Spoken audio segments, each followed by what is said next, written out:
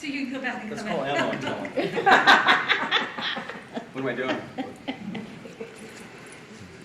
We're going to kick things off with Ron. Obviously, Ron, back-to-back funny car world champion, clinched in Pomona, first funny car driver in 20 years to win back-to-back titles. It's the third for Ron, first as a team owner.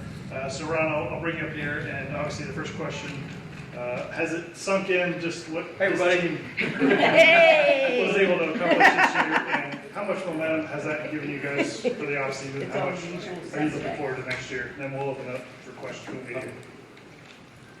Well, obviously it's a little different. Last year at the same time, we were getting ready to announce, myself being a team owner, but also Nap Auto Parts was coming on board. So my stomach was in a little bit different area than it was today. Walking in here, I remember, it was like hand grenades floating around my stomach last year, just waiting to announce it, not knowing what was coming ahead, but also the fact that we just won the World Championship was something exciting. We'd have the number one on the car, but just not knowing what was coming this following year. And now to be here, first time, as a team owner, officially after a season, but not just that, having the season that we had.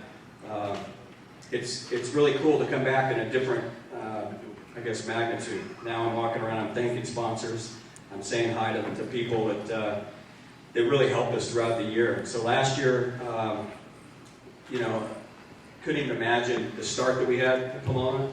Runner-up and then number one qualifier, and then you fast forward to Pomona at the end of the year, and always seeing those big moments of people coming from behind on Sunday, the drama that builds up, and always wishing, that I could somehow win it that way. You're lucky to win one in the first place, but to do it in that fashion after seeing some of the big moments in Pro Stock and Top Fuel and even the sportsman classes, the very last run of the day, and the way it all unfolded was just something I never imagined being able to do. So it's incredible to have the number one on the car again. It's mind-blowing for me to know and to hear, like you said, the first time in over 30 years for somebody to go back-to-back in the funny car division. It just takes me back to being a fan and watching John Forrest in those days with the domination he had. And if you look at the landscape of NHRA funny car especially, I know we had a new one announced this morning with Alex Laughlin, which is going to be fun to have him join the funny car ranks. But you look at the magnitude of talented crew chiefs and drivers that are in the division, it's even more impressive that we were able to do what we did and consistently run as good as we did. And I've got immense respect for the Jimmy Prox, the Dickie Venables, and all these other cars that ran for a championship this year. And to be able to say that we did it and to wear the number one in the car again next year is huge. Questions for Ron? Feel free to just ask away. Anyone? Chris, go ahead. Ron, as you mentioned, this is now your first year of being an owner is complete, and you've kind of talked about that throughout the last year of how different things had been. Are you getting used to that now, or is that owner hat now starting to fit a little bit better? Are you getting more comfortable with that? No. The lack of sleep and just the things that, and I feel weird I keep bringing it up, because I'm not the only one that's done it, but it seems like I talk about it more, or get asked about it, I should say more.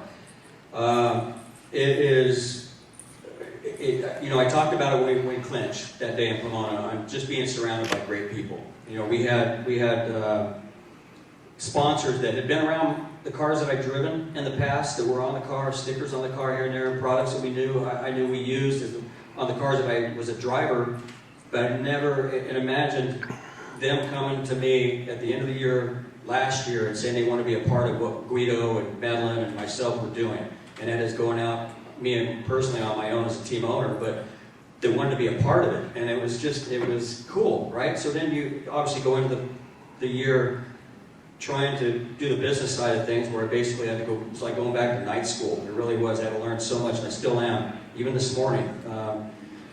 So I'm not used to it, no. And I lean on, again, I feel like I talk about it too much, but I lean on Tony Stewart's been a help. John Forrest calls weekly checking on me. Don Perdome has been unbelievably helpful. Him and his wife, Lynn. Don Schumacher. It's been a lot of fun to have that support, even from the people that I battle with week in and week out, Tim Wilkerson, Antron, and all them. So it's been, just like I said in the interview, it's crazy that I didn't feel like my wife and I deserved the championship in the sense that it's so many good people have been around us. It felt like I should have been up there accepting it myself, you know. So I'm getting used to it a little bit, and we're adding 2 things. You know, I got to buy the trucks and trailers, so I'm a proud owner of more equipment, and a lot of things like that have happened. So I'm really excited about going into our first full year, sort of, you know, not wet behind the ears, I guess. And it's been fun. We just hired a new kid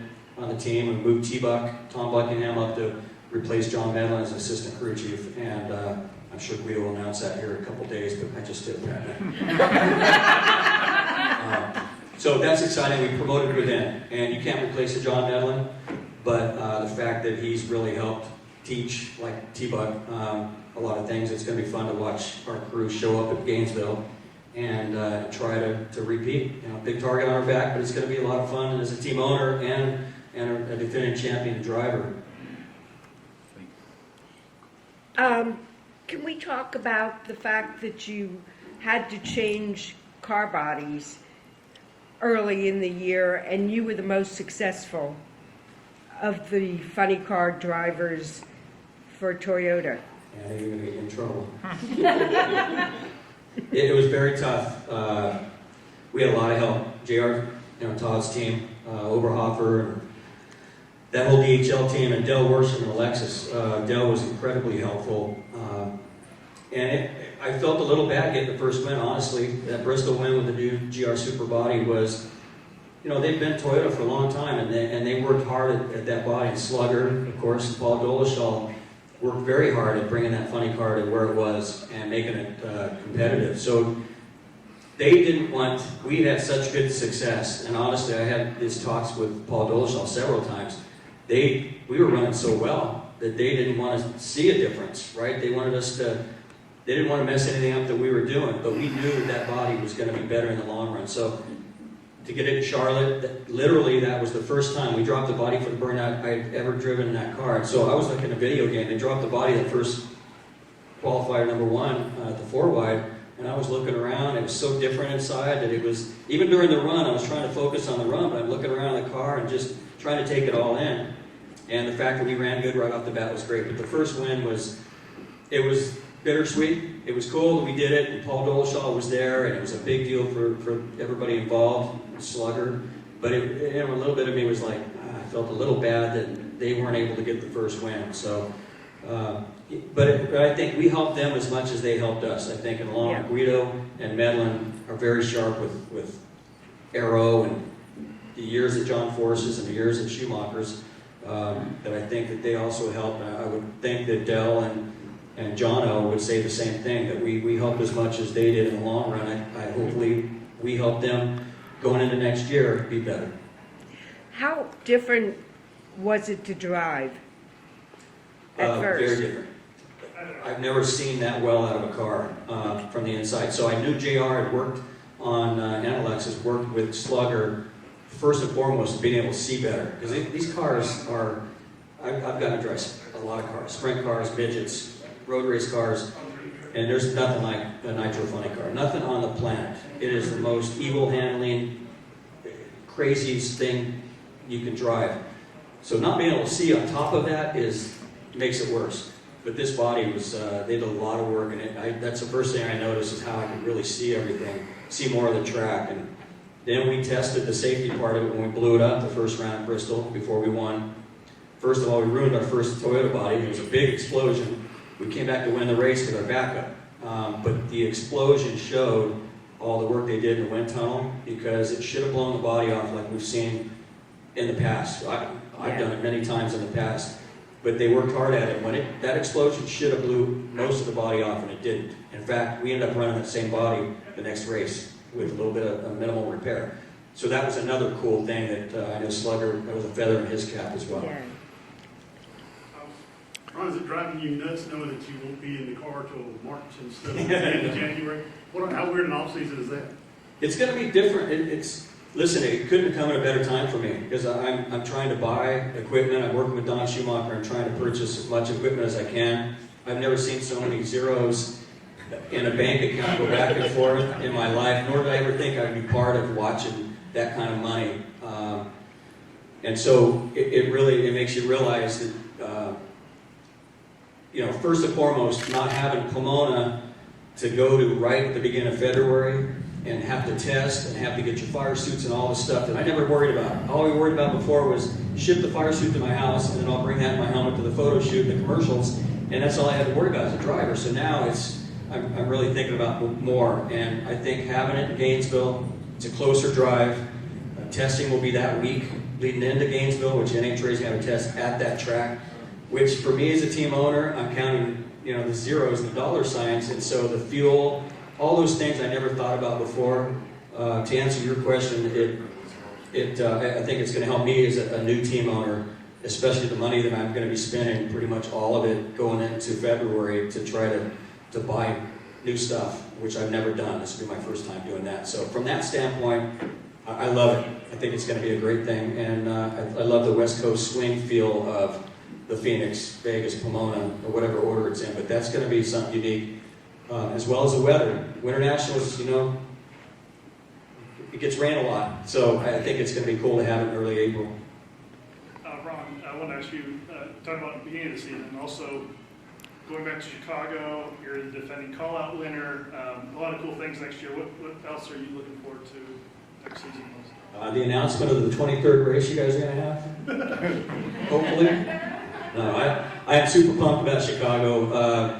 Bittersweet going to Phoenix, knowing it's going to be possibly the last race there. But Chicagoland, that's been such a historic place. I remember I was in a funny car. I made the first run there in the Copenhagen car when they just opened that place. And I can't wait to get back there. And it's a close race for me. I talked about it over at NHRA this morning.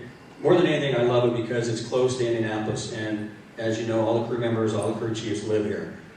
I love the Indianapolis race, the St. Louis race, because they get to bring their kids and their families, and they come camp out. And it's a family affair, and it's hard for these guys on the road, these crew members, because that's what I did before I drove. And I was on the road, and I was a crew member, so I understand it.